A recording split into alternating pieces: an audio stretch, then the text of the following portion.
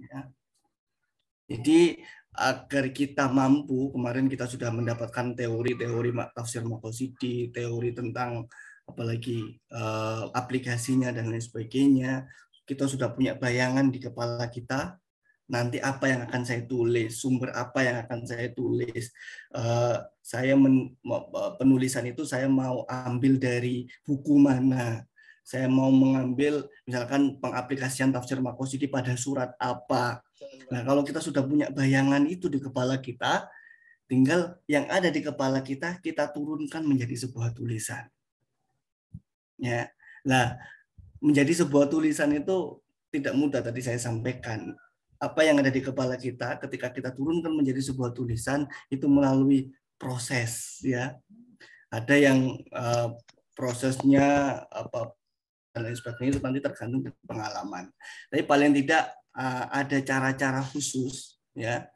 Ada cara-cara khusus yang perlu kita perhatikan agar nantinya kita bisa lebih mudah. Karena kan teman-teman ini cuman ada dikasih berapa waktu ya, Mbak Azga, untuk menjadi tulisan? Gimana Pak? Untuk materinya? Enggak, apa namanya? Penulisannya. Penulisannya dikasih berapa Sampai waktu? pekan depan, tanggal 11, insya Tanggal Allah. 11 ya, berarti teman-teman memiliki waktu cuma 10 hari. Hanya dengan 10 hari kalian dituntut untuk memiliki tulisan. Yang tidak hanya tulisan, tapi tulisan ilmiah. Ya, kalau hanya sekedar tulisan gampang saja ya. Sekarang itu banyak tools ya. Kalau kalian malas sekarang, jadi sekarang itu tidak ada alasan untuk kita tidak menulis. Maksudnya Ya, tidak ada alasan untuk kita tidak menulis. Karena apa? Sekarang banyak sekali tools. Kalian bisa searching di Google, ya, tools ya, menulis apa yang kita ucapkan. Saya kurang tahu nama toolsnya apa ya, lupa saya kemarin itu. Jadi kita record suara kita, itu nanti otomatis akan berbentuk tulisan. Itu ada toolsnya sekarang di Google. Ya, nanti kalian searching saja. Jadi kalau kalian lagi malas gitu kan, bangun tidur kan, kalian omongkan saja gitu di HP kalian, ya. Dulu apa yang ada di kepala kalian tinggal diomongkan, nanti akan berubah menjadi tulisan-tulisan. Nah, tinggal nanti dipindah ke komputer, tinggal diedit, ya. Itu tidak ada alasan lagi sekarang untuk tidak menulis, ya. Sekarang sudah banyak tools-tools itu. Nah, akan tetapi apa tulisan apa ya, bahasa omongan, bahasa ucapan, bahasa lisan itu tidak serta-merta sama dengan bahasa tulisan. Ada struktur-strukturnya. Karena apa? Bahasa tulisan itu sangat umum sekali. Berbeda dengan bahasa lisan ya. Misalkan bahasa lisan itu tergantung lawan bicara kita. Kita mau bicara dengan siapa? Misalkan saya mau bicara dengan Mbak Aska, saya mau bicara dengan Mas Munzir misalkan. Maka bahasa yang saya gunakan bahasa yang Mbak Aska dan Mas Munzir ketahui dari saya, gitu. Jadi nggak mungkin saya berbicara di luar konteks yang Mbak Aska dan Mas Munzir kita bicarakan. Akan tetapi bahasa tulisan itu adalah bahasa umum, yang mana tulisan kita seharusnya bisa dibaca tidak hanya oleh orang terdekat kita yang satu frekuensi, tapi juga oleh banyak orang. Nah, itu tantangannya. Tantangan kita adalah menulis agar bisa dibaca tidak hanya oleh orang yang ada di sekeliling kita, karena mengetahui konteksnya, tapi juga dibaca oleh semua orang di dunia ini dengan konteks yang lebih umum. Nah, itu tantangan bahasa tulisan yang harus kita taklukkan nanti selama 10 hari yang akan dipandu oleh para fasilitator. Nah, langsung saja nanti biar teman-teman biar punya bayangan apa saja sih kira-kira kesalahan-kesalahan tulisan yang barangkali sering kita lakukan ketika teman-teman menulis makalah misalkan.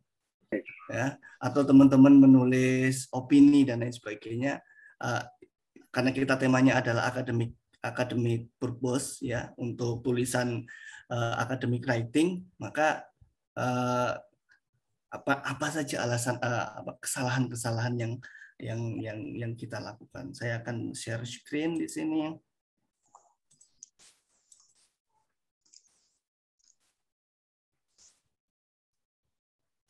Nah, kelihatan ya? Kelihatan, Pak. Oke, kelihatan. Pak. Kelihatan. Oke. Yang pertama, saya akan berbicara apa sih itu tulisan ilmiah itu. Ini yang perlu teman-teman pahami. Tulisan ilmiah itu berbeda dengan tulisan-tulisan yang lain ya. Tulisan ilmiah ada grade-nya ya, opini ya. Tulisan di website itu juga termasuk tulisan ilmiah ya, tapi memiliki tingkat kerumitan yang berbeda-beda. Tapi standar kita nanti, saya kurang tahu output dari PPL ini apa, Mbak Aska?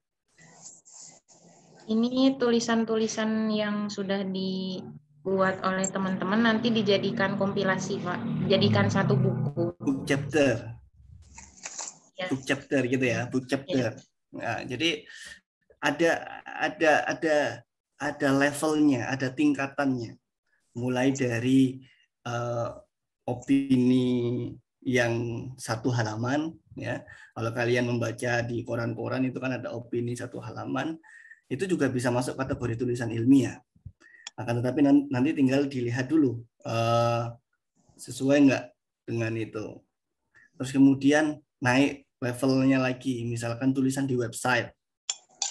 Ya, sekarang banyak sekali muncul itu website itu, ada islami.co, ada hazana.co, banyak sekali ya. Dan itu memuat tulisan-tulisan pendek ya, biasanya maksimal 600 sampai 800 kata ya. Itu sudah naik tingkat lagi, itu lebih kompleks. Setelah itu nanti kita ketemu dengan book chapter. Book chapter itu lebih luas lagi ya, biasanya ada tema-tema tertentu yang dibuat. Nah, biasanya seperti itu. Maka nanti elaborasi idenya lebih luas lagi. Nah, kemudian yang lebih tinggi, yang paling tinggi yang untuk saat ini adalah jurnal. Ya. Di samping itu nanti ada skripsi, tesis, ya, disertasi itu beda lagi nanti. Tapi yang paling enggak yang tulisan pop ya, yang bisa kita buat dan bisa dikonsumsi oleh teman-teman yang lain. Jadi itu ada opini di koran, ada apa namanya tulisan-tulisan di website, ada book chapter yang teman-teman akan produksi, yang terakhir nanti ada di jurnal. Keempat ini sebenarnya secara umum sama. Perbedaannya adalah tingkat kompleksitas ide. Ya, misalkan teman-teman sekarang outputnya adalah book chapter, maka kompleksitas idenya tidak akan lebih baik daripada jurnal. Nanti teman-teman kalau mau menulis di jurnal nanti harus ditingkatkan lagi kompleksitas idenya, analisisnya ditingkatkan lagi. Tapi kalau sekedar book chapter, teman-teman cukup mampu mendeskripsikan persoalan, datanya ada, kemudian analisnya terorganisir. Jadi apa itu tulisan ilmiah yang saya sampaikan di sini adalah yang pasti adalah dia berawal dari ide. Ya, ada idenya. Ide itu kalau dalam bahasa akademik itu adalah kegelisahan akademik. Ya, kalau kalau saya selalu menyampaikan gini, kegelisahan akademik itu seperti saya ilustrasikan seperti ketika kita mengendarai motor, ya, saya ilustrasikan seperti itu. Jadi itu kegelisahan, jadi problem akademik. Namanya juga problem ya. Jadi problem itu adalah sesuatu yang tidak berjalan semestinya, itu adalah problem. Ya. Harusnya A, tapi ternyata yang datang B. Problem enggak? Problem kan? Ya. Harusnya B, tapi ternyata yang datang C. Problem. Nah, ketika ada problem ini, ide muncul. Saya ilustrasikan gini. Ketika teman-teman mengendari motor, ya motor apa aja lah, motor Beat, motor Honda, motor Yamaha, terserah. Ya. Harusnya ketika kalian nyetater ya, bahasa Indonesianya apa nyetater itu ya. Itu bahasa Jawanya nyetater, kita menyalakan itu ternyata tidak bisa nyala. Maka apa ya yang terjadi? Itu adalah problemnya di situ. Harusnya dengan kita menekan tombol on, ya, itu nyala. Sama ketika misalkan ketika kita membuka laptop, kita tekan tombolnya harusnya nyala. Tapi kenapa tidak menyala? Maka itu ada problem di situ. Artinya problem akademik itu adalah sesuatu yang tidak berjalan semestinya. Itu adalah problem akademik. Ya. Laptop ketika ditekan tombolnya tidak nyala, maka itu adalah problem. Misalkan di tafsir Makosidi, misalkan kalau kita bayangkan apa sih yang menjadi problem, misalkan penafsiran terhadap ayat-ayat kital, misalkan ya, ayat-ayat kital di dalam Al-Quran itu sebenarnya apa sih maksudnya? Kok selama ini dipakai, misalkan ketika kita menemukan ada terorisme seperti yang misalkan kasus-kasus bom Bali, misalkan kasus bom Bali itu kan kasus terorisme. Dalam beberapa kasus ternyata kita mendengar dari para pelaku bom, mereka menggunakan ayat-ayat Al-Quran untuk apa? Melegitimasi aksi terorisme mereka. Yang menjadi persoalan adalah apakah benar Al-Quran atau ayat tersebut menjadi legitimasi terhadap perilaku terorisme? Nah, itu kan menjadi persoalan. Apakah seperti itu? Di dalam tafsir-tafsir Al-Quran, apakah seperti itu? Jika iya, ya, apakah itu bertentangan atau tidak dengan nilai-nilai perdamaian di dalam Al-Quran? Ini kok kontradiktif ya. Di satu sisi ayat Al-Quran menyuruh kita untuk berperilaku damai, ya, mencintai kedamaian. Di satu sisi ayat-ayat yang lain menyuruh kita untuk melakukan pembunuhan atau melakukan tindakan ekstrim. Ini kira-kira kenapa? Kok tidak berjalan dengan semestinya? Harusnya tidak kontradiktif. Harusnya kalau ayatnya ini ekstrim, harusnya yang lain juga ekstrim dong. Kalau ayat yang lain perdamaian, harusnya yang lain juga mengarah pada perdamaian. Kok ini tidak? Ini kan problem. Nah, di situ. Jadi ada idenya seperti itu. Sesuatu yang tidak berjalan semestinya itu adalah problem. Nah, di situ muncul ide. Ide saya adalah apa benar sih kata-kata kita itu kira-kira memiliki makna menjadi legitimasi terhadap terorisme. Nah, ide ini muncul, problem ini muncul. Nah, maka ketika problem ini muncul, ada problem kalau kita ketemu dengan penyakit, ya, kita merasa sakit, ya, misalkan kita terkena COVID, ya, kita COVID, gejalanya demam dan lain sebagainya, itu kan sudah COVID itu. Maka yang perlu kita lakukan adalah cara membenahinya.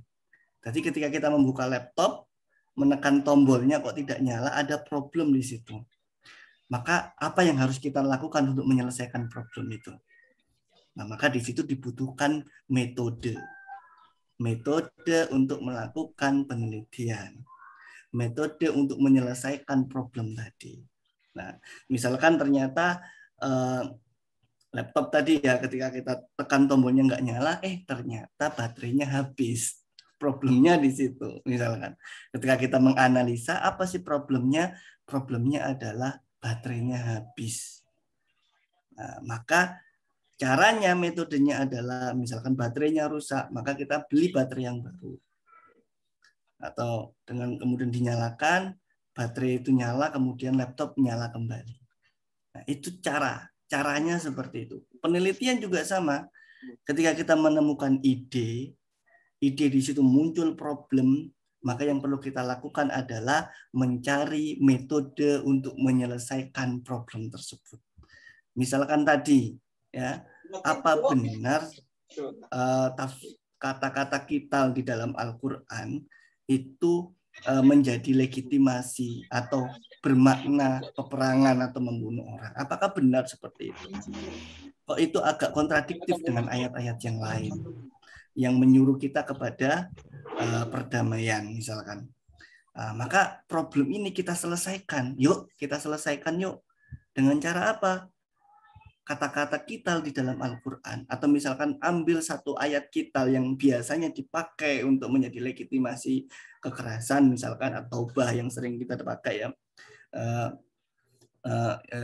apa tuh ayatnya, saya lupa itu, waqatilu musyrikin, saya lupa itu ayat itu dipakai misalkan, kemudian dianalisa dengan menggunakan tafsir Maqasidhi.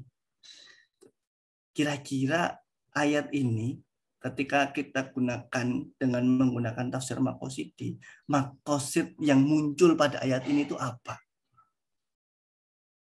Ketika kita menemukan maqasidnya, maka kita bisa mengkontekstualisasikan di dalam hidup, di dalam praktek kita sehari-hari. Kemudian kita lihat, oh ternyata hasil dari penelitian ini tidaklah menjadi legitimasi terhadap ayat kital ini, tidaklah menjadi legitimasi terhadap tindakan-tindakan terorisme. Terus kenapa kok menjadi tindakan terorisme? Ini bukan karena Qur'annya, bukan karena maknanya, bukan karena penafsirannya, tapi karena oknum-oknumnya. Misalkan kan hasilnya nanti akan seperti itu. Karena secara lafadz, secara makna itu tidak mengandung istilah atau mengandung paham-paham terorisme. Tapi kenapa dijadikan itu? Nah, hasil penelitian menunjukkan bahwa misalkan hasil menunjukkan kenapa ayat ini digunakan sebagai legitimasi terhadap terorisme itu tergantung siapa yang menggunakannya. Kalau dia memiliki pola pikir tindakan-tindakan terorisme, maka dia akan menggunakan ayat ini untuk dijadikan legitimasi. Nah, artinya seperti itu. Jadi runtut pola pikir kita. Mulai dari problem kita ketemu, ya, kemudian ada proses analisa, ada proses metodologi yang dipakai.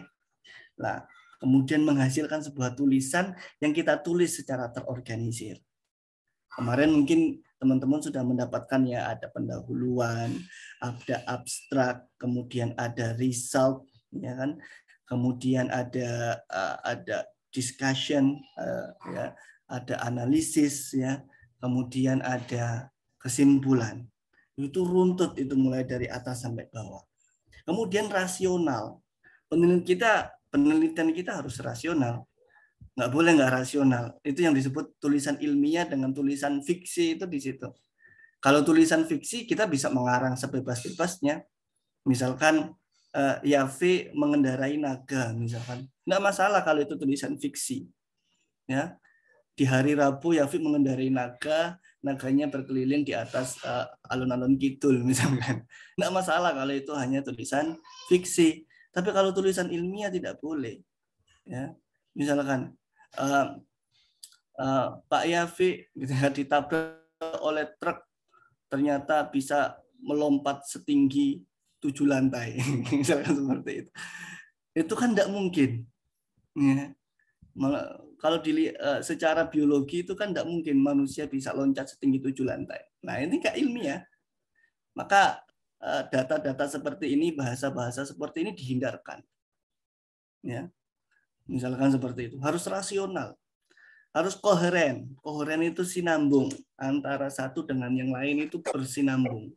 Tadi ya, ide gagasannya ada. Ya. Gagasan itu kemudian diperbaiki atau problem itu kemudian disembuhkan dengan metode yang dipakai. Metode kemudian menganalisa data yang kalian temukan, kemudian menghasilkan sebuah kesimpulan. Itu koheren.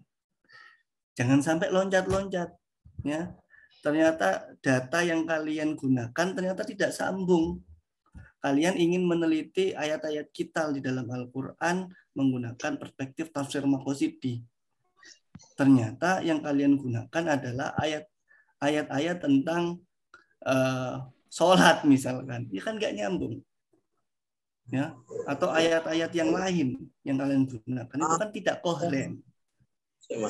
Ya, maka di situ harus koheren.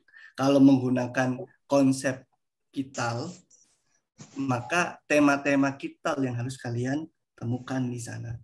Ayat-ayat apa saja sih yang bertemakan kital? Misalkan kalian mencari ayat yang menggunakan kosakata kital. Kalian cari seluruh data di Al-Quran, ada berapa ayat yang kalian temukan.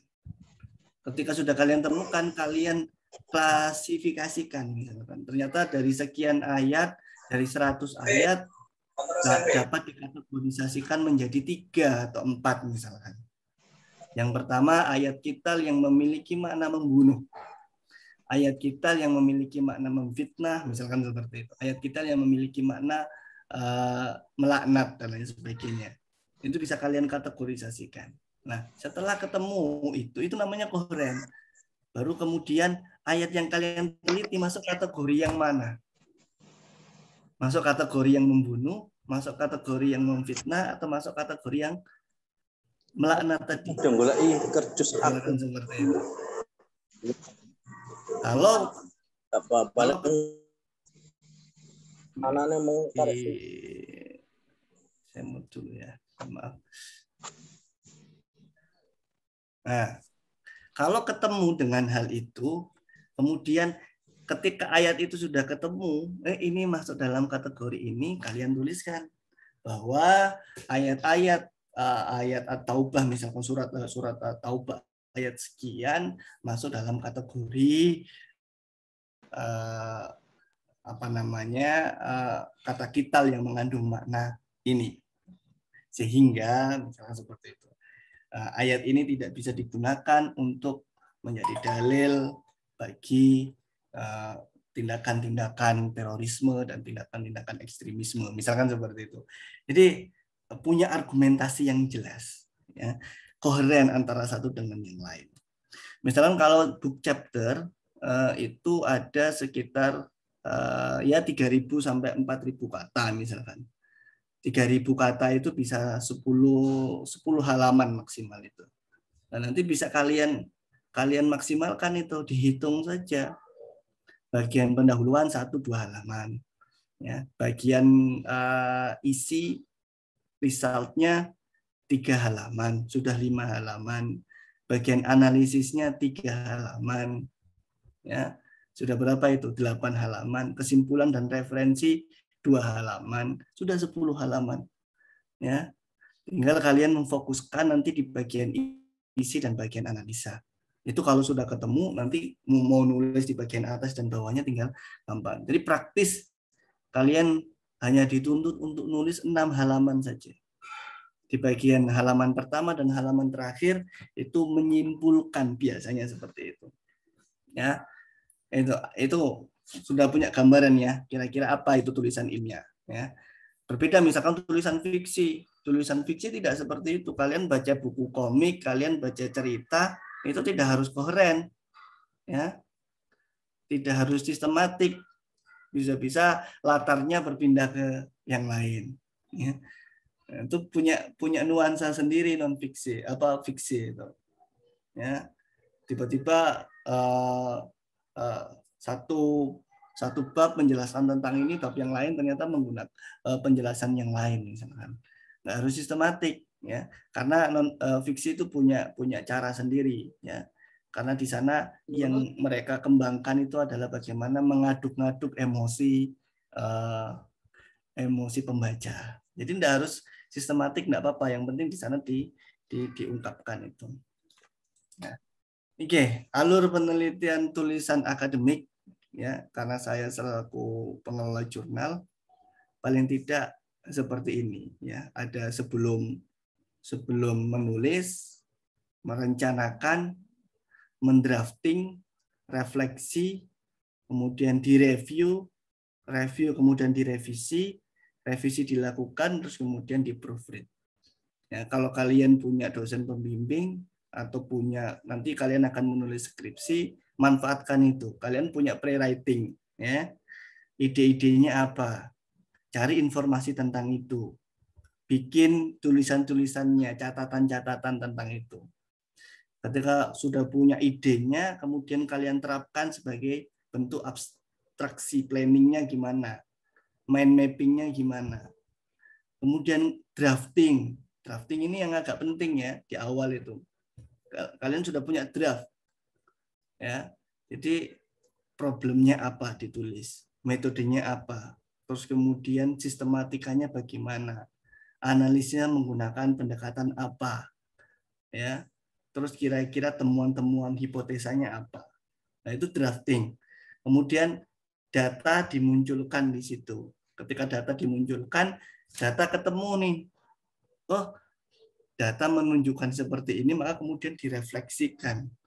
Oh, kalau seperti ini, misalkan, maka kalau seperti ini bisa diartikan seperti ini. Jadi merefleksikan, ada diskusi di kepala kalian, ya, bahwa oh kalau datanya seperti ini, maka hasilnya akan seperti ini.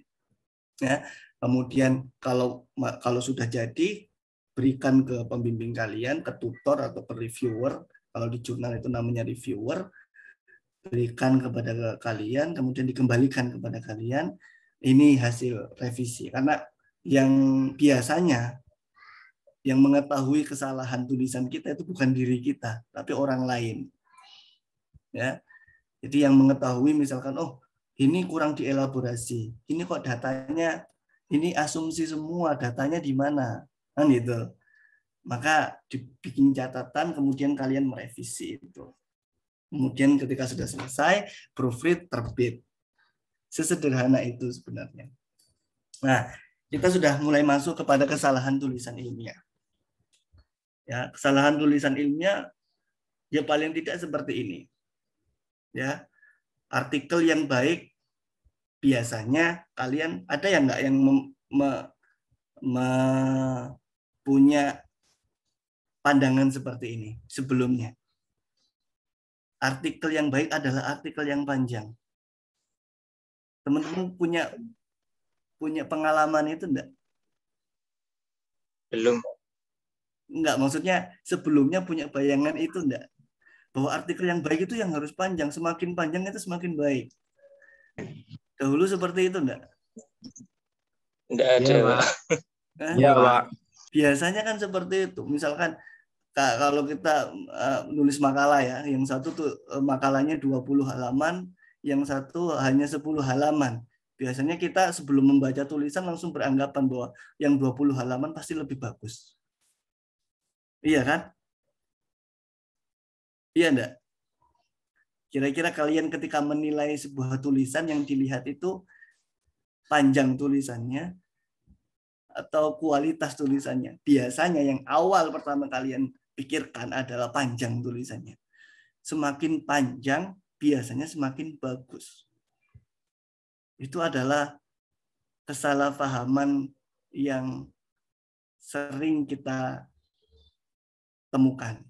Ya, saya selaku pengelola jurnal biasanya seperti itu. Saya tidak wow dengan misalkan ada menemukan sebuah artikel tulisannya sekitar 30-40 halaman. Saya tidak wow terlebih dahulu. Saya harus baca terlebih dahulu. Karena tidak semua tulisan yang panjang itu memiliki kualitas yang bagus. Karena bisa jadi apa? Tulisan yang panjang itu adalah nempel sana, nempel sini. Sama kayak kita mau belanja, ya. Kita ke Indomaret misalkan, atau Alfamart atau Indogrosir, dan sebagainya. Mulai setiap rak itu kita ambilin produk satu-satu, kemudian kita kumpulkan jadi satu. Ya. Ada di situ ada minyak goreng, ada mie, dan lain sebagainya, kita kumpulkan jadi satu. Ya. Ada dari misalkan kita baca 10 buku, 10-10-nya kita masukkan di situ. Ya. Buku pertama ambil bab 1. Buku kedua ambil bab 2-nya. Nanti 10 buku itu kalian ambil satu bab, nanti jadi 10 buku itu tulisan kalian. Itu kalau mau nulis panjang itu gampang sekali, kayak gitu. Ya. Bab 1 misalkan kalian ambil dari bukunya ini. Bab 2 kalian ambil dari bukunya ini, bab 3 ambil dari bukunya ini. Nulis 10 buku 1 hari 2 hari selesai. Ya, 10 bisa sampai 60 halaman, 70 halaman, selesai, gampang. Itu kalau patokan kita adalah panjang tulisan. Tapi ternyata yang paling penting adalah bukan panjangnya, tapi terorganisir. Ya. Tulisan misalkan 10 halaman, kalau kita mengorganisirnya dengan baik, itu akan jauh lebih baik dibandingkan tulisan 60 sampai 100 halaman. Bagaimana itu terorganisir? Misalkan halaman pertama, kedua tadi saya jelaskan ya. Halaman pertama, kedua kita konsentrasi di bab pendahuluan. Yang mana pendahuluan itu berisi, kemarin sudah dijelaskan ya, pendahuluan itu berisi kegelisahan akademik. Misalkan ini hitung-hitungan saja ya, biar kalian realistis saja punya bayangan seperti ini. Halaman pertama, halaman kedua itu berbicara tentang pendahuluan. Kira-kira kalian mau nulis pendahuluan berapa paragraf? Kalau di ketentuan template itu kan sudah ada, Pak, sekitar Berapa? 5 sampai 7 paragraf. Sekitar 5 sampai 7 paragraf ya. Dan setiap paragraf pasti memiliki karakter masing-masing. Ya. Jangan dibabat alas semua mentang-mentang di sana judulnya adalah Kital dalam Al-Qur'an. Kital dalam Al-Qur'an perspektif tafsir Maqqasyidi. Paragraf pertama berisi definisi kital. Paragraf kedua ayat-ayat tentang kital. Paragraf ketiga itu bukan pendahuluan seperti itu. Itu mini tulisan kalian. Pendahuluan itu paragraf yang pertama berbicara tentang kegelisahannya. To the point saja langsung. Apa sih problemnya? Misalkan ternyata problemnya adalah kesalahpahaman penafsir terhadap ayat kital. Atau setiap penafsir memiliki konteksnya masing-masing. Ya. Kenapa misalkan di dalam tafsir Tobari misalkan ayat itu cenderung memang dimaknai sebagai bermakna membunuh. Ya. Nah, akan tetapi ketika berpindah konteks, ayat itu tetap dimaknai dengan makna pembunuh. Nah ini kan problem. Itu tuliskan di bab 1. Ya, problemnya apa? Terus kemudian di bab kedua biasanya dituliskan tentang apa yang ingin kamu lakukan. Setelah ketemu problemnya, maka terus cara menanggulangi problem itu apa? Ditulis di paragraf kedua. Terus kemudian hipotesanya apa? Ditulis di paragraf ketiga. Ya. Terus kemudian metodenya apa? Ditulis di paragraf keempat atau yang lainnya. Ya. Jadi memiliki karakteristik masing-masing. Jadi nulis itu kalian hanya cukup menulis nanti setelah ini akan kita diskusikan. Jadi menulis itu yang paling penting adalah koheren tadi, terorganisir tadi. Dan terorganisir itu cuma butuh 1 kalimat utama. Di pendahuluan kalian cuma butuh 5 paragraf. Maka kalian hanya butuh 5 kalimat utama. Karena apa? 1 paragraf, 1 kalimat utama. Nah, itu kesalahan yang akan kita perbincangkan. Karena apa? Biasanya orang menulis 1 paragraf itu tidak memiliki kalimat utama. Saya contohkan misalkan, ya, saya contohkan misalkan kita menulis tentang tafsir Maqqasyidi, ya. Tafsir Maqqasyidi merupakan tafsir yang dilandasi dengan atau ingin menunjukkan maqasid di dalam Al-Qur'an. Ya. Terus tafsir Maqqasyidi adalah misalkan seperti itu. Adalah tafsir yang kontemporer misalkan seperti itu. Yang ketiga, kalimat yang ketiga, tafsir Maqqasyidi berkembang di Indonesia, itu kan tidak, kalimat utamanya kan nggak jelas. Ini mau ngomongin tentang pendefinisian tafsir Maqqasyidi atau paragraf ini dia mau menjelaskan tentang penyebaran tafsir Maqqasyidi, atau pada paragraf ini dia menjelaskan tentang di mana tafsir Maqqasyidi itu ditemukan. Kan nggak jelas. Ya. Kalau memang kita mau fokus, satu saja kalimat utama, misalkan tafsir Maqqasyidi, misalkan kalau kita paragraf ini ingin menjelaskan tentang definisi, maka jelaskan. Ya, nanti kita akan simulasikan sedikit. Ya. Karena satu paragraf itu simple. Satu paragraf adalah satu kalimat utama. Yang lain adalah detail sentence, kalimat pendukung daripada kalimat utama itu. Artinya, detail sentence itu harus terkait atau mendukung daripada kalimat utama. Ya. Misalkan Pak Yafi adalah dosen di Fakultas Usuluddin Sunan Kalijaga. Ya. Misalkan Pak Yafi mengampu mata kuliah tafsir Maqqasyidi. Ya. Karena di sini menjelaskan kata-kata dosen tadi. Ya. Pak Yafi misalkan seperti itu. Jadi masih menjelaskan, itu namanya detail sentence.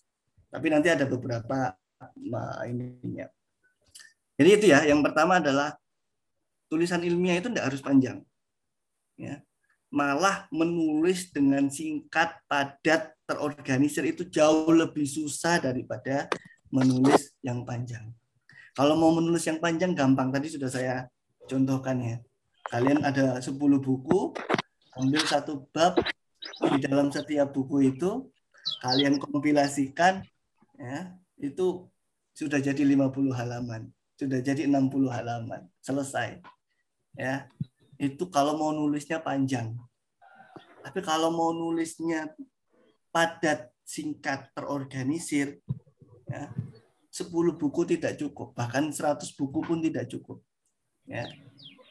Itu lebih susah daripada menulis yang panjang. Jadi itu kesalahannya yang pertama itu.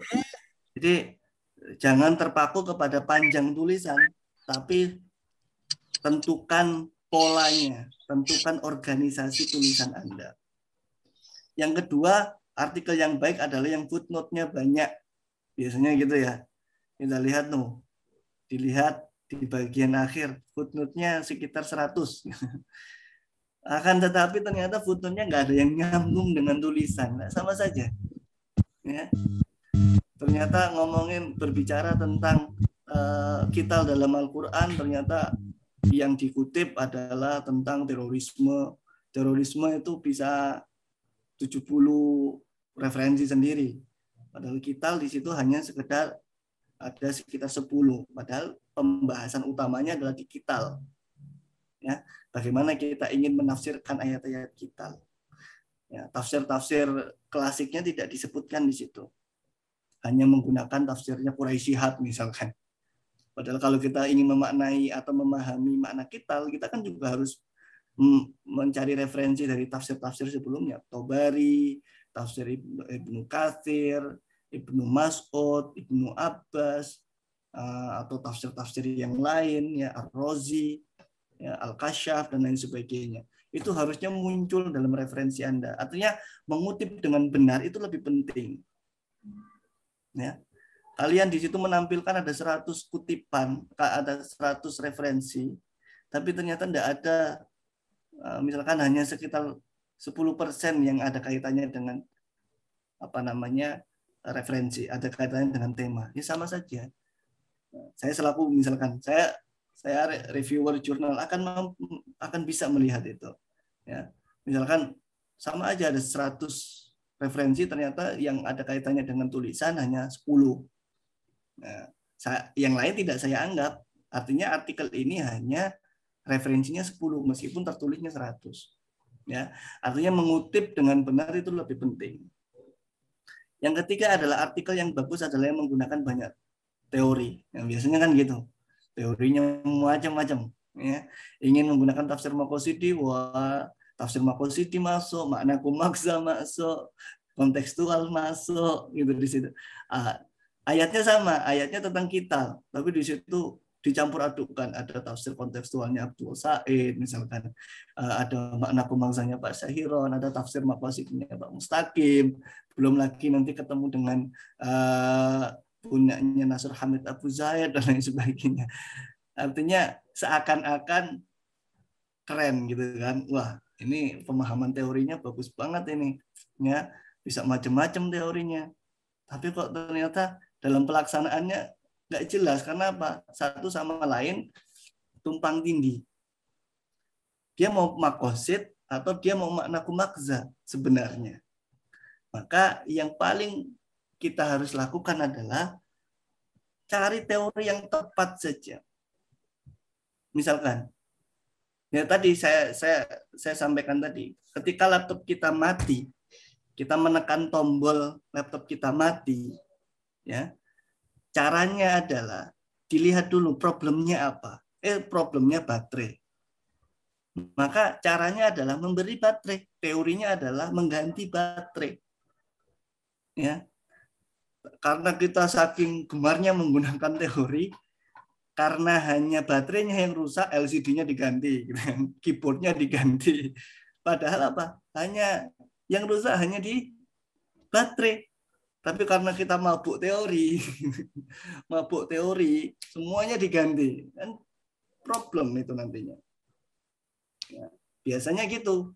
Wah, ini yang sosokan di awal itu biasanya, wah, saya paham teori ini, masukkan saja semuanya. Menurut teori mana Kumangza, menurut teori Abdul Said. Nah, ini yang benar yang mana? Itu kan. Apalagi teori yang bersandingan, satu saja. Nah, nanti kalau kenapa ada di disertasi itu ada banyak teori lah. Teori yang dimaksud di disertasi itu tidak saling tumpang tindih, itu biasanya saling melengkapi. Misalkan ketika berbicara tentang sosial, maka dia menggunakan teori sosial. Tapi ketika dia ada data-data yang terkait dengan teks, maka dia menggunakan teori teks. Ya. Bukan teori yang mirip, misalkan mengkaji teks, tapi menggunakan teori yang banyak gitu. Sama saja kan gitu. Nah, itu kesalahpahaman kita sebagai penulis. Ya. Jadi tidak perlu banyak teori, satu saja misalkan makna tafsir maqasidi kalian gunakan, pahami betul itu langkah-langkahnya, kemudian terapkan dalam penelitian. Kalaupun nanti mau nulis lagi dengan tema yang sama, dengan metode yang sama, silahkan. Artinya kalian tidak puas misalkan ketika setelah nulis ini dengan tafsir maqasidi kok masih ada keganjelan dalam hati, gitu kan? Oh, saya ingin mencoba menggunakan teori yang lain, ya buat artikel yang lain. Misalkan dengan makna kumangza. Karena bagi sampean misalkan setelah menulis tafsir maqasidi kurang greget misalkan, ada hal-hal yang perlu ini atau menggunakan teori kontekstualnya Abdul Said. Silakan, tapi tidak dalam satu tulisan. Ya. Karena kalau satu tulisan banyak teori ya nanti akan problem juga. Nah, menggunakan istilah-istilah yang bombastis. Kalian pernah merasakan itu enggak? Ini saya dulu seperti itu ya. Sering banget menggunakan istilah-istilah yang bombastis. Misalkan kita menulis tentang tema terorisme, tema vital tadi ya. Yang kita tulis ada ekstremisme, ada terorisme, ada konservatisme, ada radikalisme kan gitu. Istilah-istilah itu kan istilah-istilah kunci. Tapi ternyata kalian hanya gunakan sebagai jargon. Ya.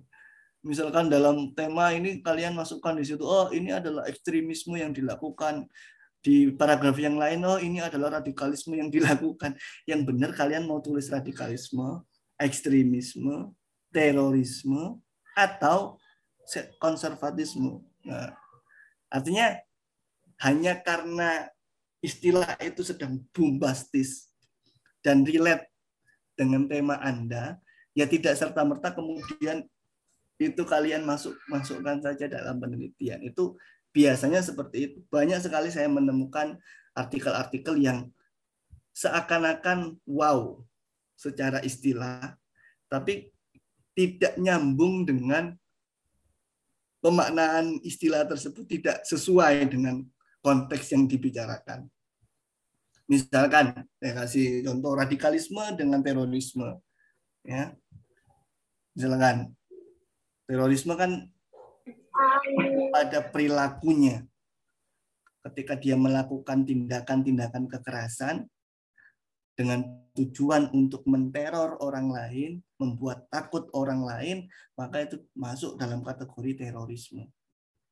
Tapi kalau hanya sekedar dia memiliki pemahaman yang kaku, yang tidak bisa didebat oleh orang lain, ya tidak bisa kita sebut sebagai terorisme. Karena dia tidak berefek terhadap menteror seseorang. Dia hanya memiliki pemahaman yang kaku saja, yang tidak bisa diubah atau tidak bisa menerima pendapat orang lain. Nah ini kan misalkan harusnya dia menggunakan radikalisme, ternyata kalian menggunakan terorisme, biar wow saja, biar bombastis gitu ya. Nah kadang ini problemnya di situ. Ya. Terus, nah, tadi kesalahan-kesalahan umumnya di situ, ya. Ada tulisan yang panjang, ya. Kalian kalau mau bikin book chapter silahkan, itu bagus. Tapi sebisa mungkin 10 halaman itu kalian organisir dengan baik, ya. Artinya meskipun hanya 10 halaman, kalian tidak hanya mengcopy dari satu buku ke buku yang lain, tapi kalian mengorganisir itu seperti irama, ya. Ada do re mi fa sol la si do, kalian organisir dengan baik. Tidak hanya mencapol oh ini do, ini mi dan lain sebagainya yang hasilnya kayak bubur seperti itu dicampur jadi satu, tapi jadikan itu seperti makanan yang lezat sekali, ya. Karena makanan yang lezat itu kan ada manisnya, ada asinnya, ya. Misalkan seperti itu dicampur, ya. Ada porsinya, kalau manisnya sekian, ya, asinnya sekian, cukup, ya, maka menjadi enak. Kan ada resepnya itu. Tapi kalau kalian hanya sekedar mencampur semuanya di situ, blek, jadi satu, rasanya ya kayak nggak enak sekali. Nah, itu tadi ya umumnya. Terus kita lebih ke sekarang kesalahan mendasar dalam tulisan ilmiah. Ya, ini yang sering saya sampaikan ketika misalkan bimbingan dan lain sebagainya. Tulisan ilmiah itu intinya satu. Ya, kalian punya gagasan oke. Punya kegelisahan oke. Kalian ada datanya enggak? Kan itu. Misalkan kalian punya data itu apa sih? Data penelitian itu apa sih? Misalkan kalian ingin menulis tentang tadi, saya mengulang-ulang kata kita saja biar runtut dari awal. Kok contohnya biar nggak macam-macam. Kalian ingin menulis kata kital dalam Al-Quran. Kira-kira data primernya apa? Ada yang tahu? Halo?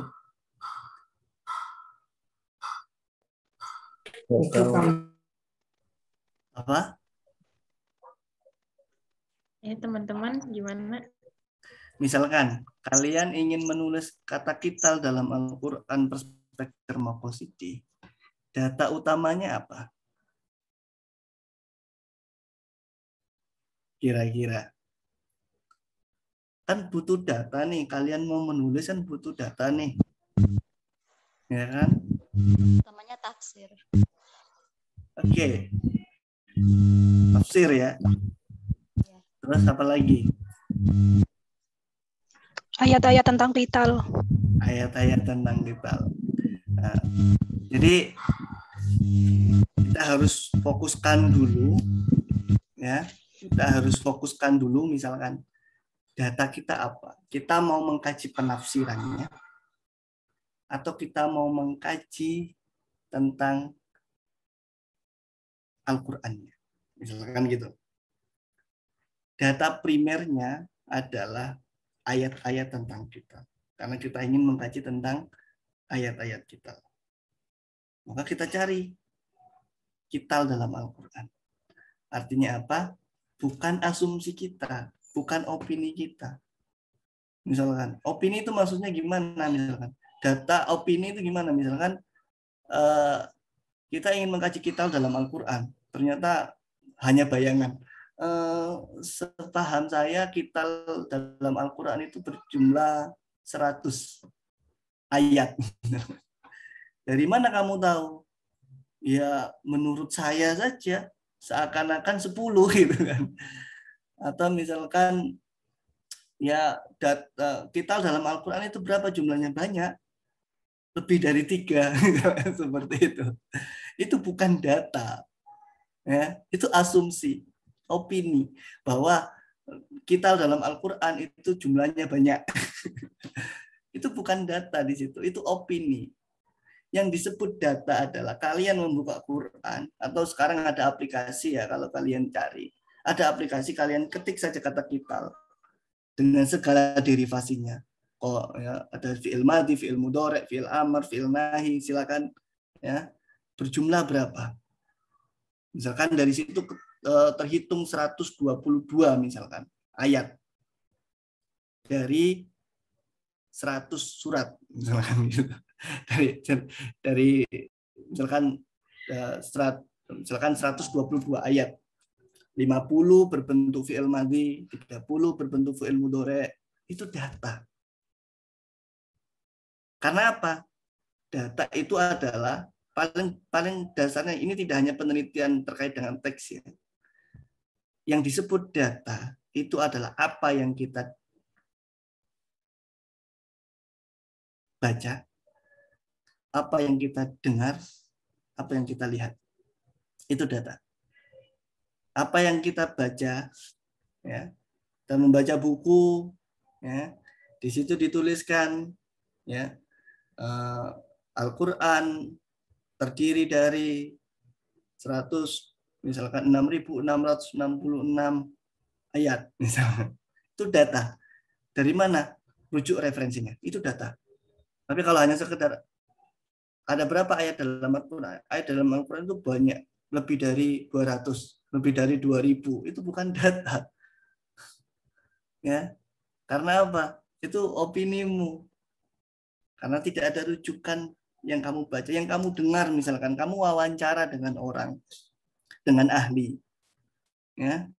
Misalkan kamu punya kaprodi, misalkan kamu ingin meneliti tentang resepsi, ya, atau tradisi misalkan, pasti di sana akan kamu mencari data menggunakan wawancara. Nah itu data. Itu kamu tulis menurut Pak Yafi, tradisi pembacaan Yasin di dalam pesantren tidak hanya digunakan sebagai bagian dari ibadah, tapi juga digunakan sebagai bagian dari misalkan relasi untuk membangun komunitas yang agamis, misalkan seperti itu. Dan pernyataan itu dari mana, Sambung? Dan, pernyataan ini didapatkan dari Ahmad Yafi Mursyid, misalkan selaku pengurus di pondok pesantren. Itu data. Tapi kalau misalkan tidak data gimana? Kalian bayangkan misalkan kira-kira saya pernah datang misalkan kalian menulis bahwa Yasinan di pondok pesantren LSG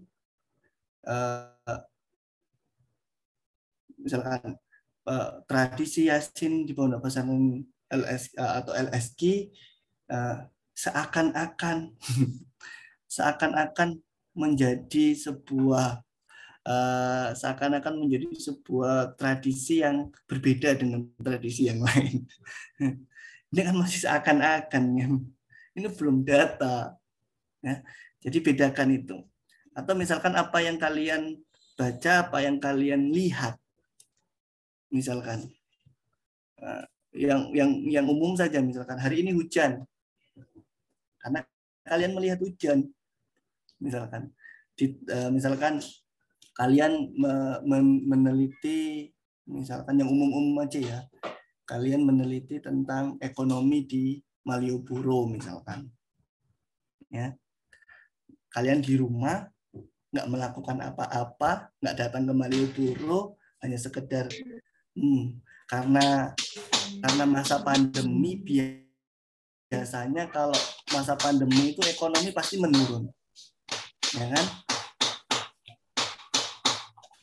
Ini bisa di-mute. Oke. Jadi karena masa pandemi, kalian membayangkan kalau masa pandemi ini biasanya perekonomian ini menurun.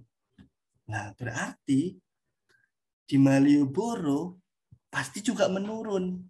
Kan gitu. Kalian tuliskan itu. Itu opini. Itu asumsi. Belum tentu seperti itu. Data dari mana? Misalkan kalian datang ke sana.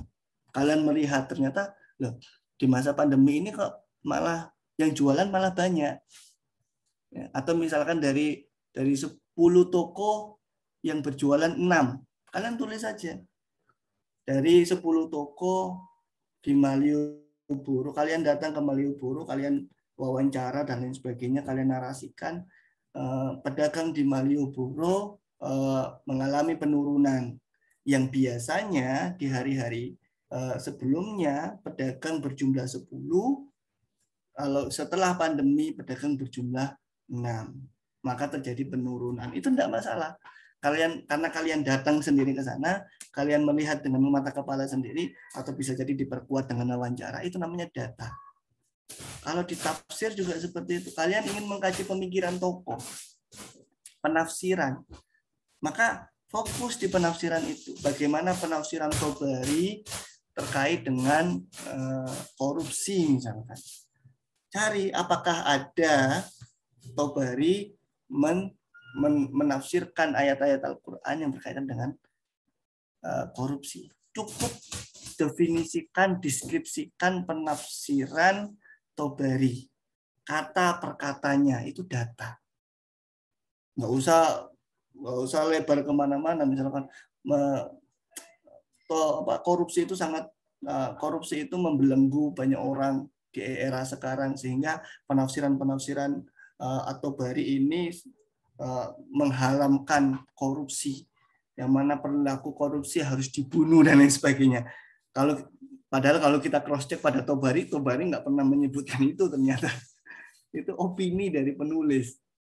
Itu bukan data, dan itu kesalahan yang sangat fatal. Kalau kita baca di skripsi, kadang opini penulis itu lebih dominan dibandingkan dengan data yang dia temukan. Padahal dia menyebutkan misalkan ujaran kebencian menurut Quraisy Shihab misalkan. Data tentang ujaran kebencian tafsirnya Quraisy Shihab itu hanya 2 halaman. Ya, dan itu pun tidak ada yang berbicara tentang ujaran kebencian. Ya. Malah data-data yang lain diambilkan dari opini-opini dia sendiri, baca dari buku-buku yang lain. Maka itu tidak sesuai dengan kaidahnya. Itu salah, kesalahannya di situ. Harusnya data penelitian itu adalah apa yang dia baca, apa yang dia dengar, dan apa yang dia lihat. Di luar itu bukan data. Ingat ya. Di luar itu bukan data. Misalkan apa yang kalian bayangkan, misalkan, karena ini pandemi, maka itu bukan data.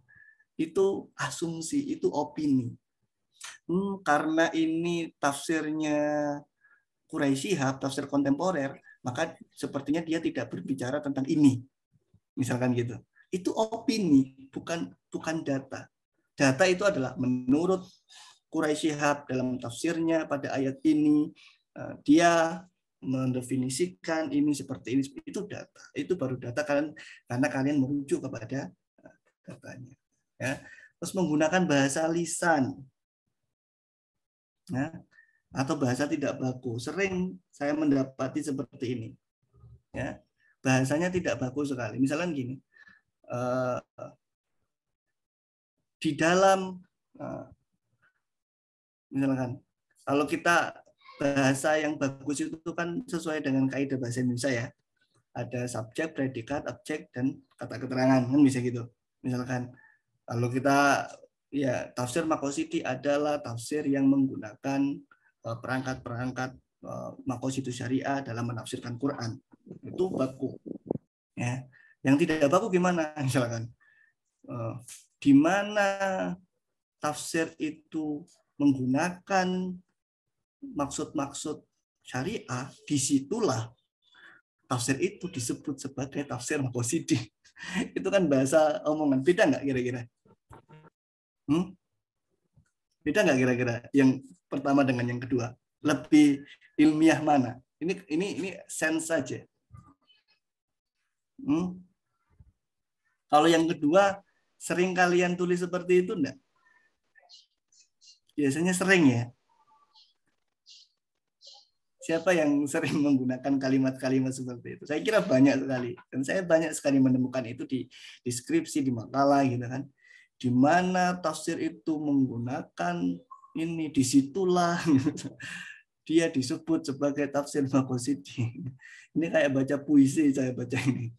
Kan bisa lebih simpel, bisa lebih baku. Misalkan SPOK saja, subjeknya apa? Tafsir maqasidhi. Tafsir maqasidhi adalah, itu kan baku, atau tafsir maqasidhi merupakan tafsir yang di dalamnya mengandung unsur-unsur maqasidus syariah, titik. Sudah simpel tapi orang paham. Oh, tafsir maqasidhi itu toh. Tapi kalau orang baca di mana di dalam tafsir itu mengandung maqasid syariah, disitulah tafsir itu disebut sebagai tafsir maqasidhi. Ya panjang sih, cuman bingung bacanya orang itu karena tidak sesuai dengan SPOK. Ada di mana itu kan kata tanya ya, iya enggak? Di mana itu kan kata pertanyaan, kata pertanyaan di mana itu kan harusnya menunjukkan tempat. Kalau di mana ya di sana gitu kan jawabannya. Tapi itu tidak baku seperti itu. Biasanya ada di puisi, ada di fiksi dan lain sebagainya. Tapi kalau tulisan ilmiah harus baku, konkret. Misalkan tafsir maqasidhi dirancang oleh Profesor Dr. Mustaqim untuk menjawab problem-problem tafsir kontemporer. Titik. Itu kan kalimat baku. Jelas. Apa sih tujuannya tafsir maqasidhi? Ya untuk menjawab problem-problem kontemporer terkait dengan isu-isu tafsir. Selesai. Ya. Jadi kalimat padat saja. Apa yang ingin kamu, apa yang ada di pikiran? Oh, saya ingin menunjukkan tujuannya tafsir maqasidhi. Ini tafsir maqasidhi ditulis oleh Profesor Dr. Mustaqim untuk menyelesaikan problem-problem tafsir konten, tafsir konten, menyelesaikan problem-problem kontemporer terkait dengan tafsir Al-Quran. Jangan seperti itu. Titik, selesai. Ya. Saya contohkan, ada bahasa yang tidak baku. Bahasa baku misalkan gini. Konstruktivisme merupakan panduan yang realistis dan mantap yang dapat dimanfaatkan. Itu mantap itu kata apa? Ya seakan-akan bagus ya, ada mantapnya. Tapi itu tidak baku. Itu harus diperhatikan. Ya. Misalkan konstruktivisme merupakan panduan yang realistis dan berguna bagi, atau realistis yang dapat dimanfaatkan. Selesai. Ya. Atau bahasa yang efektif. Kadang bahasanya itu bulat, kalau bahasa orang Jawa itu bulat. Ya. Bulat itu. Misalkan agar supaya lagi gitu kan.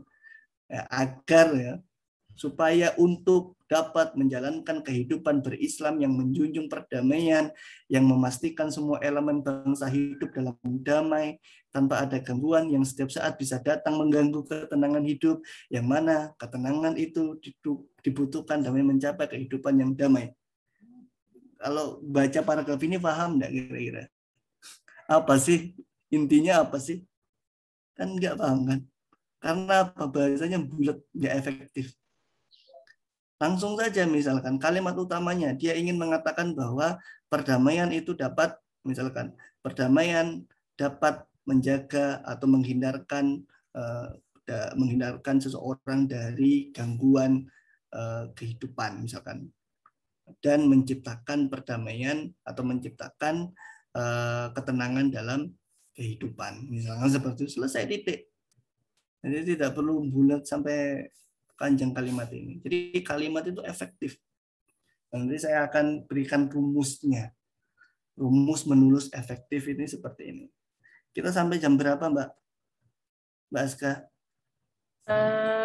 Sampai jam 9.30, Pak. Tapi kalau diskusinya banyak, nggak apa-apa kalau lebih dari itu. Oke, ini saya berikan contoh dulu satu kalimat yang ini kita karena tadi kita sudah teori tentang kesalahan-kesalahan, kita coba sih membuat satu paragraf yang efektif dan jelas itu yang bagaimana, ya. Nih. Jadi ini kalian menulis paragraf kan tadi kalau dihitung ya kita matematis saja. Misalkan kalau dihitung 10 halaman, satu halaman biasanya 2 paragraf. Berarti kalian hanya butuh sekitar 20 paragraf. Ya. 20 paragraf berarti satu paragraf hanya butuh 1 kalimat utama. Berarti kalian dari sekarang hanya membutuhkan 20 kalimat utama. 20 kalimat utama itu kan tidak susah.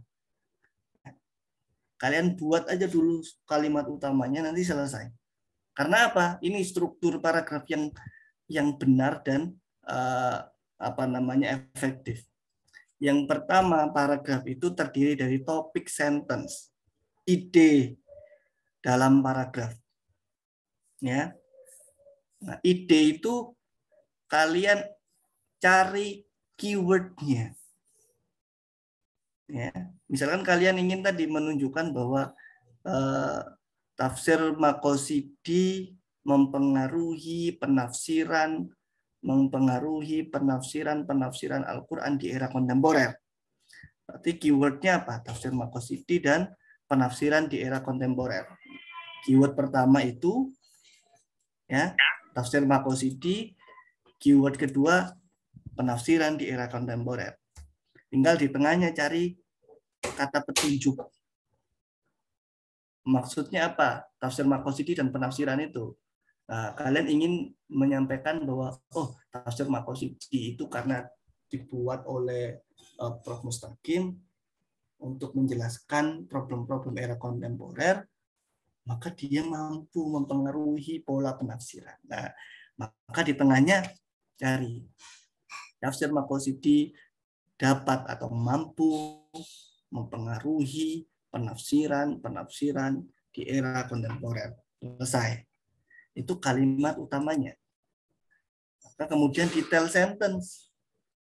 Detail sentence adalah kalimat penunjang.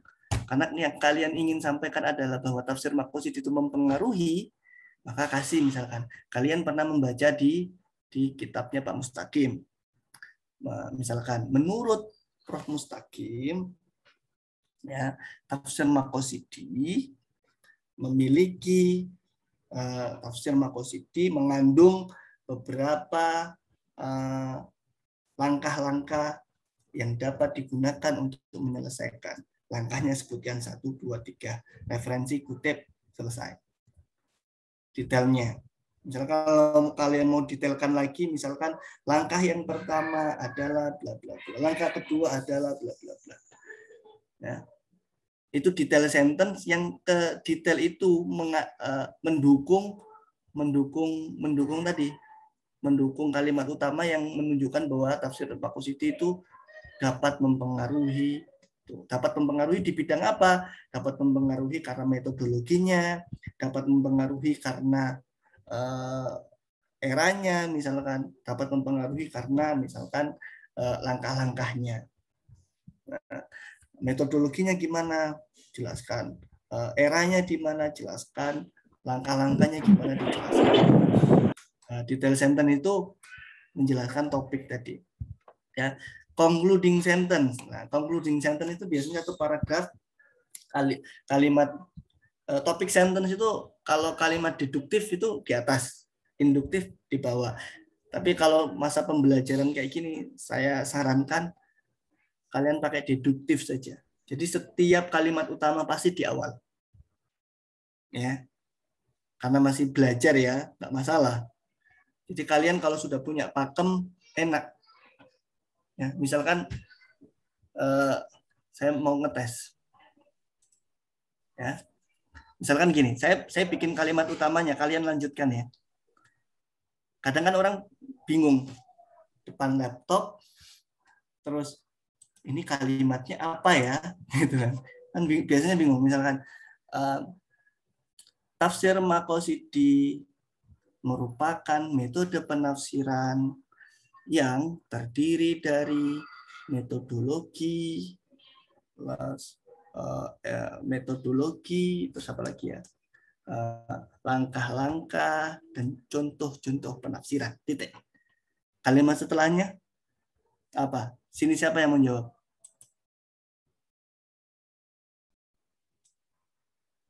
Ada yang mau luruskan? Tadi ya, saya buatkan kalimat utamanya. Tafsir Maqasidhi adalah metode penafsiran yang terdiri dari metode, langkah-langkah, dan contoh-contoh penafsiran. Titik. Detail sentence-nya? Ada yang mengutip pendapat para tokoh tentang tafsir Maqasidhi. Dilanjutkan saja. Tadi kira-kira lanjutan kalimatnya gimana?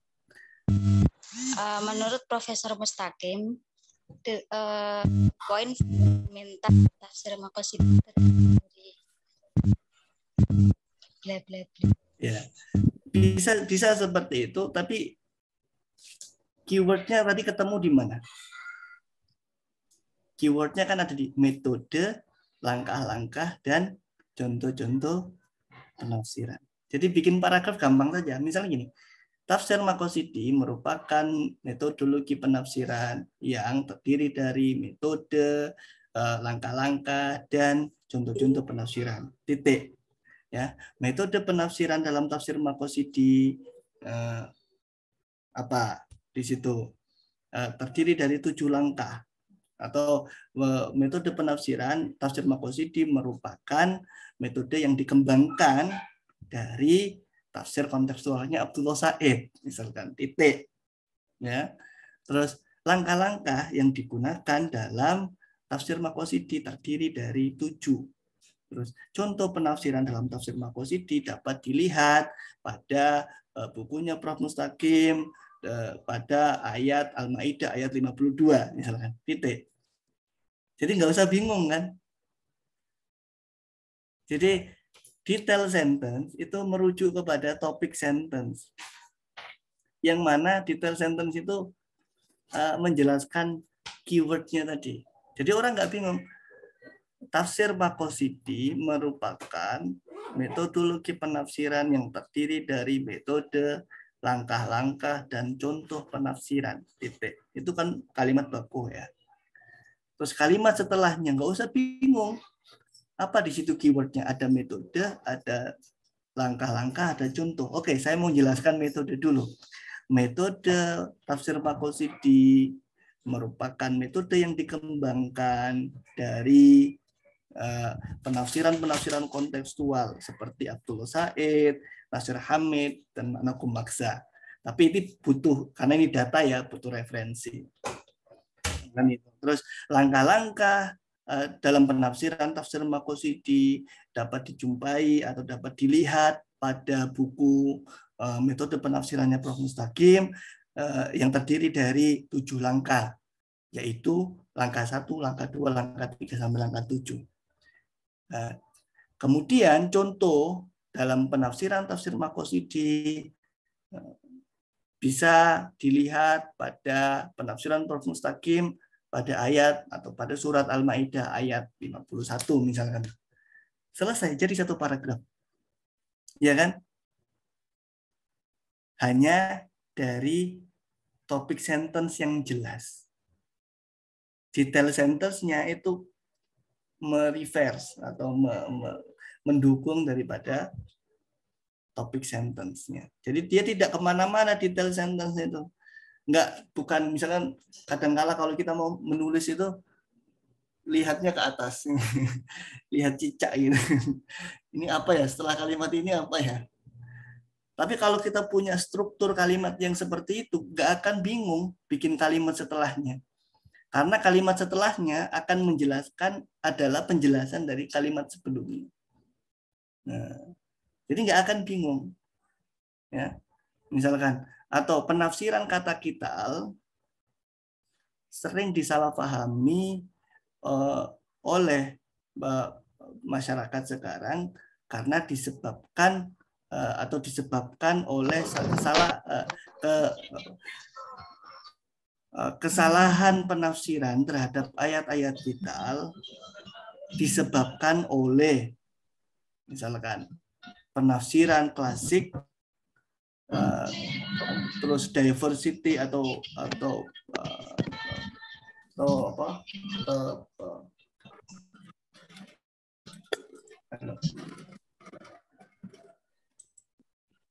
misalkan saya kasih contoh lagi, satu lagi. Penafsiran, kesalahan penafsiran atau penyalahgunaan penafsiran terhadap kata-kata kital disebabkan oleh penafsiran tafsir-tafsir klasik yang tidak sesuai dengan konteksnya, terus ragam komunitas konteksnya. Yang ketiga adalah kepentingan-kepentingan penafsir. Titik. Lanjutkan kalimat setelahnya. Ada yang mau melanjutkan? Halo? Enggak, teman-teman. Ini praktis saja, karena setelah ini kalian akan bergelut dengan pembuatan paragraf, karena teman-teman kan sudah ada nih, teorinya sudah ketemu, kan tinggal bagaimana menuliskan dalam sebuah tulisan. Saya ingin praktek saja langsung. Ayo buat paragraf. Saya buatkan kalimat utamanya, kalian lanjutkan detailnya. Ya. Misalkan kalimat utamanya tadi, kesalahan penafsiran terhadap kata-kata kital disebabkan oleh penafsiran klasik yang tekstual, terus konteks masyarakat yang beragam, misalkan kepentingan-kepentingan mufasir. Titik. Kalimat setelahnya apa? Di situ keywordnya apa? Ada kesalahan penafsiran, keyword satunya, keyword keduanya adalah tadi penafsiran klasik yang tekstual, terus ada apa lagi, ragam konteksnya, terus yang ketiga adalah kepentingannya. Tinggal langsung disusun saja. Misalkan kesalahan penafsiran disebabkan oleh tafsir-tafsir klasik yang tekstual, penafsiran yang konteks yang beragam dan kepentingan mufasir. Titik. Ya. Di dalam tafsir-tafsir klasik, penjelasan terkait dengan kital cenderung tekstual atau cenderung sesuai dengan konteksnya masing-masing. Seperti yang dilakukan oleh Ibnu Katsir dalam tafsirnya bla bla bla bla bla.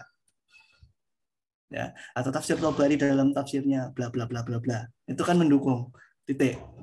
Terus jelaskan lagi, konteks yang beragam juga mempengaruhi kesalahan-kesalahan penafsiran. Misalkan dalam konteks di barat, masyarakat barat memahami konteks penafsiran ini hanya dianggap sebagai bagian dari peperangan. Karena misalkan kutip satu pendapat, misalkan ada buku yang mengatakan Islam adalah agama teroris, misalkan ada buku tentang itu yang menyebutkan bahwa pandangan orang barat mengatakan penafsiran Islam itu merupakan agama yang teroris karena mereka trauma terhadap kejadian-kejadian terorisme yang terjadi di Barat. Nah, itu kamu sebutkan. Nah, jadi 3 keyword tadi kamu jelaskan, saya runtut, selesai, titik, kemudian kamu simpulkan. Penyimpulannya itu apa? Tinggal membalik, ya. Tinggal membalik saja di parafrase. Misalkan kesimpulannya. Dengan demikian, ya, ragam konteks tafsir-tafsir tekstual mempengaruhi terbentuknya ragam atau kesalahan-kesalahan dalam penafsiran. Nah, itu sudah satu paragraf selesai dengan tanpa melihat cicak-cicak di dinding. Kalau kita biasanya kan gitu, nulis itu sambil lihat atas. Setelah ini kalimatnya apa ya? Itu karena apa? Karena yang kalian lihat itu bukan kalimat sebelumnya. Yang kalian lihat itu ada di kepala kalian. Tapi saran saya adalah biar tidak susah, kalimat utamanya itu harus jelas. Kemudian diturunkan menjadi kalimat-kalimat detail. Sehingga dalam menulis kalimat-kalimat detail, tinggal lihat kalimat utamanya apa, kalian jelaskan. Kalimat utamanya apa, kalian jelaskan. Ya, teruntut sampai bawah. Itu kalian tidak akan melihat ke atas. Yang kalian lihat adalah kalimat utamanya. Kayak gitu ya. Nah, itu strukturnya. Nah, struktur ini kalian buat 20 paragraf. Maka tulisan kalian akan selesai dengan struktur yang sama. Mulai dari paragraf pertama sampai paragraf ke-20, kalian gunakan model seperti ini. Akan lebih cepat. Bisa jadi 5 hari sudah selesai. Ya, 1 hari buat 5 atau 3 paragraf, kan nggak susah. 3 hari 1 hari 3 paragraf kan nggak susah ya Mbak Azka ya. Sambil lihat pepohonan di samping rumah, kalimat utamanya apa ya? Ini detail sentence-nya apa ya? Ini 3 paragraf selesai. Besok nulis lagi 3 paragraf selesai. Besok nulis lagi 3 paragraf selesai dengan struktur yang sama, ya. 5 hari selesai. Saya jamin. Ya. Karena kalian nggak akan melihat ke atas langit. Yang kalian lihat adalah kalimat utamanya apa. Tinggal kalian turunkan menjadi sebuah data. Data yang ada adalah data yang kalian dengar, kalian baca, dan kalian lihat. Bacaan kalian apa, itu yang kalian tulis. Ya, itu. Saya kasih contoh terakhir. Ini contohnya. Ya. Misalnya ini contohnya saja. Dampak pandemi COVID mempengaruhi perubahan kegiatan sholat Jumat secara konvensional menuju sholat Jumat virtual. Ini kalimat utama, topik sentence. Ya.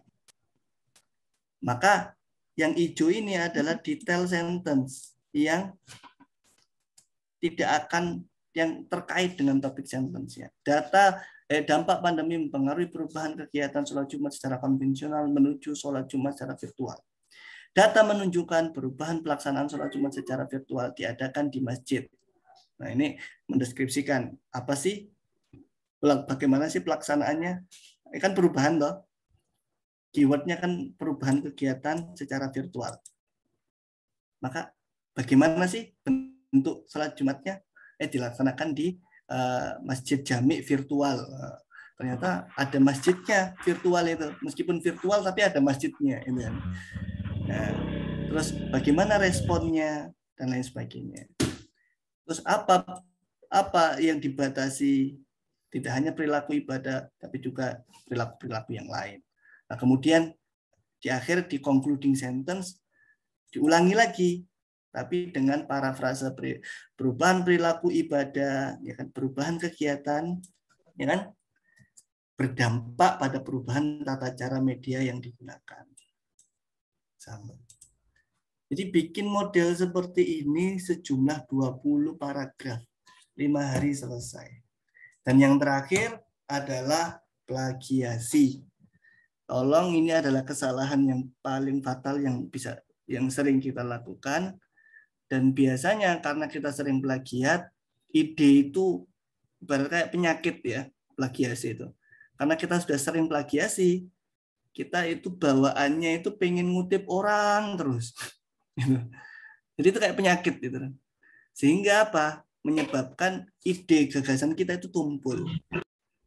Nah, mulai dari sekarang yang sering plagiasi ya meskipun diparafrase, tapi jangan lupa mencantumkan referensinya. Oke, saya kira itu dari saya. Mohon maaf karena terlalu panjang barangkali. Dan ini karena saya ingin memotivasi teman-teman bahwa nulis itu mudah, ya. 20 paragraf itu kalian bisa selesaikan dalam jangka waktu 5 hari, nggak nyampe 10 hari gitu kan. Dengan hitungan-hitungan matematis tadi 1 hari 3, 1 hari 3, ya. Maka 10 hari sudah nggak nyampe 10 hari sudah selesai. Saya kira itu Mbak Askia, terima kasih atas waktunya. Saya mohon maaf karena terlalu panjang barangkali. Monggo. Baik, terima kasih Bapak atas penyampaiannya. Menarik sekali ya. Selain tadi juga sudah dijelaskan bagaimana kesalahan dalam penulisan artikel ilmiah, juga kita sudah diberikan cara-cara bagaimana menulis ilmiah yang baik. Oke teman-teman, jika ada pertanyaan silakan raise hand atau bisa disampaikan pertanyaannya lewat kolom chat. Persilakan bagi teman-teman yang ingin bertanya.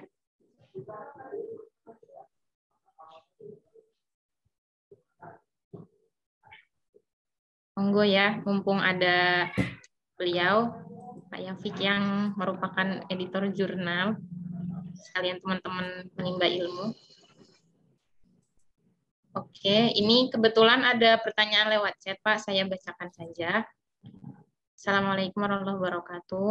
Nama, ini dari pertanyaan Mas Imam Mutakin. Izin bertanya, ketika kita hendak memuat karya tulis ilmiah seperti jurnal ataupun skripsi, yang mana kita dituntut untuk menyajikan penelitian terdahulu. Yang hendak saya tanyakan, bagaimana menyajikan penelitian terdahulu yang baik dan benar. Begitu, Pak. Monggo.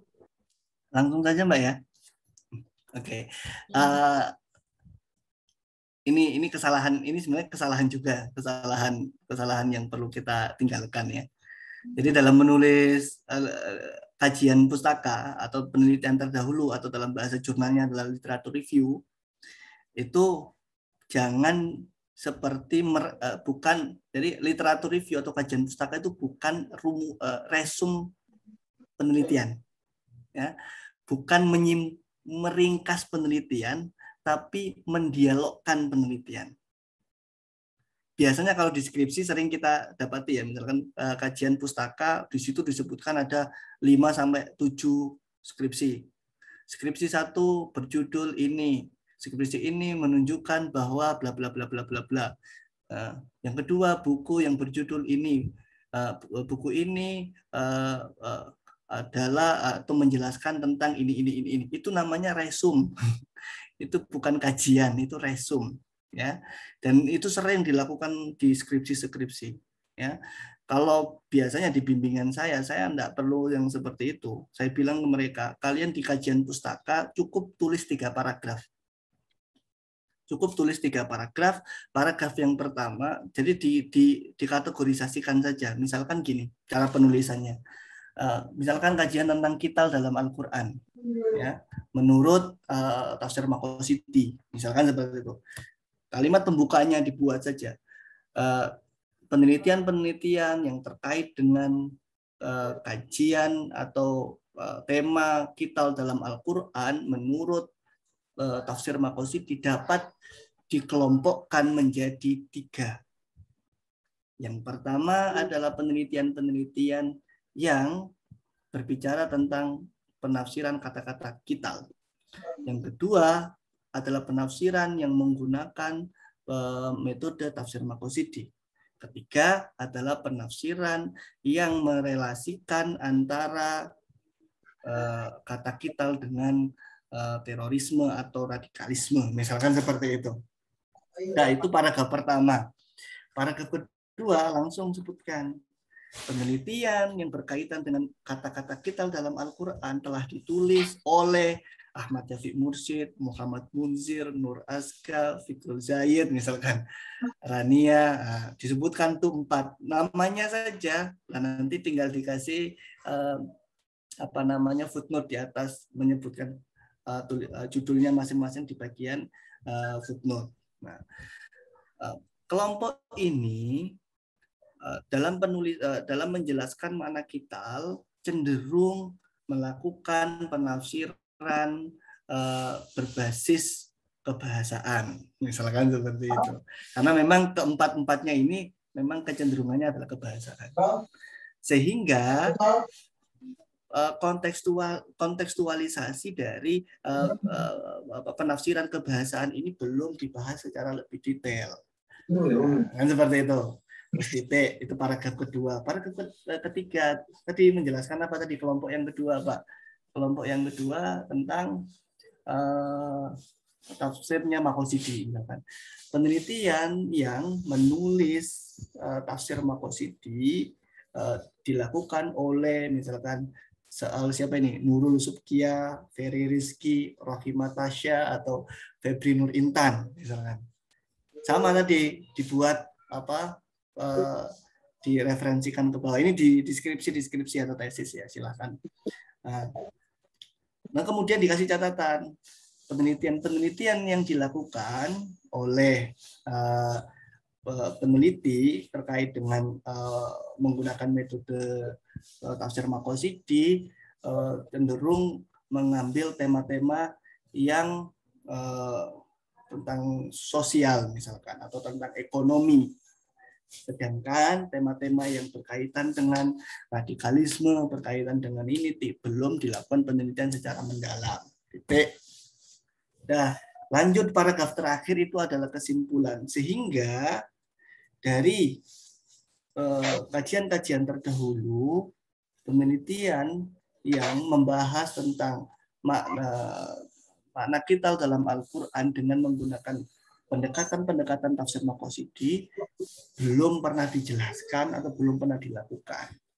Oleh sebab itu, peneliti ingin menggunakan penelitian atau menggunakan metode tafsir Maqasidhi untuk melihat sejauh mana makna kital itu difahami tidak hanya dari konsep bahasa, tapi juga dari aspek maqasid dan kontekstualisasinya. Selesai. Dengan 3-4 paragraf itu kita sudah bisa menghadirkan diskursus penelitian-penelitian yang terkait dengan tema yang Anda bawakan. Iya enggak? Kira-kira seperti itu enggak? Kalau hanya sekedar skripsi yang dilakukan oleh ini menjelaskan tentang ini, yang kedua skripsi ini menjelaskan ini, yang ketiga skripsi ini menjelaskan ini. Terus apa yang kosong di situ? Apa yang kurang atau apa yang belum dibahas di situ itu belum terlihat. Padahal fungsi dari tinjauan pustaka atau kajian pustaka adalah ingin melihat sejauh mana sih penelitian terkait dengan tema Anda telah dilakukan dan mana kontribusi Anda dalam penelitian itu. Jadi seperti itu ya. Saya kira seperti itu Mbak dan Mas-mas yang lain untuk tinjauan pustaka. Untuk ke teknisnya seperti itu. Baik, terima kasih Pak atas jawabannya. Teman-teman, kalau ada yang ingin ditanyakan lagi silakan. Ya, ini ada lagi Pak dari chat. Assalamualaikum, izin bertanya, untuk kajian pustaka yang dijelaskan itu kan idealnya 3 paragraf. Sedangkan bagaimana idealnya kajian pustaka untuk artikel yang berisi 10 halaman? Oke. Itu Pak. Nanti dibuat saja 2 atau 1 paragraf cukup. Ya tadi dengan misalkan topik sentence-nya apa? Kita ingin mengkategorisasikan itu. Penelitian terkait dengan kital dalam Al-Quran dapat digolongkan menjadi 3. Penelitian ini, penelitian ini, penelitian ini, titik. Itu topik sentence-nya. Ya.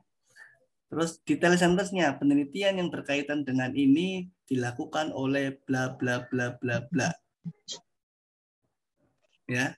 Terus kemudian penelitian yang terkait dengan itu memiliki kecenderungan bahwa yang dilakukan, misalnya kita dalam Al-Quran hanya difahami pada aspek kebahasaan saja, sedangkan aspek yang berkaitan dengan kontekstualisasi belum dilakukan. Titik. Ya, terus pada penelitian terkait dengan tafsir Maqasidhi sudah dilakukan oleh A, B, C, D misalkan. Ya, penelitian itu cenderung melakukan penelitian pada konsep-konsep yang berkaitan dengan ibadah, sedangkan konsep-konsep yang berkaitan dengan sosial belum banyak dilakukan. Misalkan itu bisa kalian tulis satu paragraf, tapi dengan model kerangka tadi loh ya, topik sentence, turunnya detail sentence. Jadi akan melihat itu reverse-nya ke situ terus. Terus kemudian oleh sebab itu, misalkan di kesimpulannya oleh sebab itu penelitian yang digolongkan menjadi 3 hal itu memiliki kekurangan pada aspek-aspek ini, sehingga penulis memiliki tujuan untuk memberikan sumbangsi dalam penelitian ini pada tadi misalkan menggunakan tafsir Maqasidhi untuk melihat aspek-aspek sosial Maqasidnya pada ayat-ayat Qital. Titik. Selesai satu paragraf. Satu paragraf itu sudah menunjukkan di satu paragraf itu akan muncul nanti referensinya bisa 10. Karena apa? Yang kalian tulis hanya namanya saja. Nanti judulnya ada di referensi. Ya, nama misalkan Yafi, Azka dan lain sebagainya. Ya, terus judulnya nanti di bawah. Jadi satu paragraf tapi referensinya bisa 10 sampai 15. Karena misalkan satu topik tadi bisa 5 orang. Seperti itu. Itu Mbak Aisyah ya. Jadi cukup 1 atau 2 kalau memang masih kurang mantep, misalkan 2 juga boleh lah, gitu kan. Karena kan nanti di pendahuluan itu 4,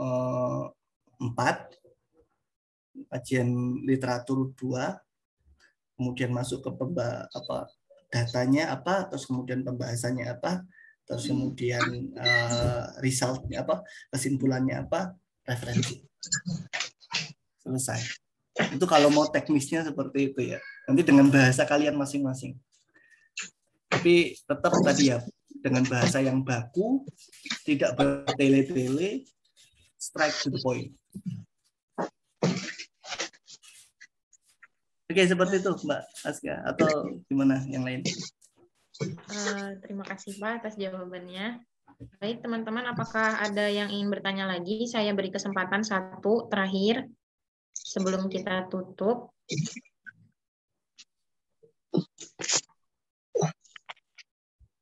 Tunggu, kalau ada yang ingin ditanyakan.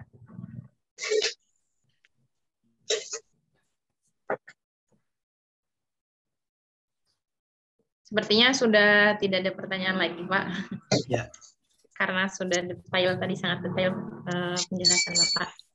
Baiklah, kalau tidak ada, mungkin Bapak ada closing statement dulu sebelum sesi Zoom-nya ditutup.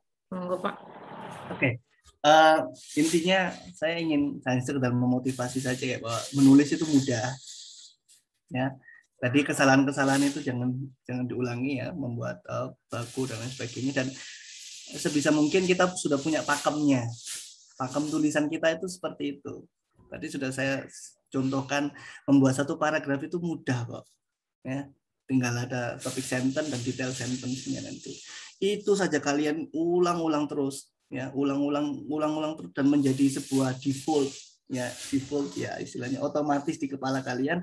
Maka paragraf itu akan kalian ketika menulis itu paragraf itu modelnya akan seperti itu terus. Dan ketika modelnya sudah default di kepala kalian, wah menulis sampai mau menulis jurnal itu kan minimal sekitar 6.000-7.000 kata ya, itu sekitar ya 30 halaman lah misalkan, itu akan selesai dalam waktu 1 bulan ya.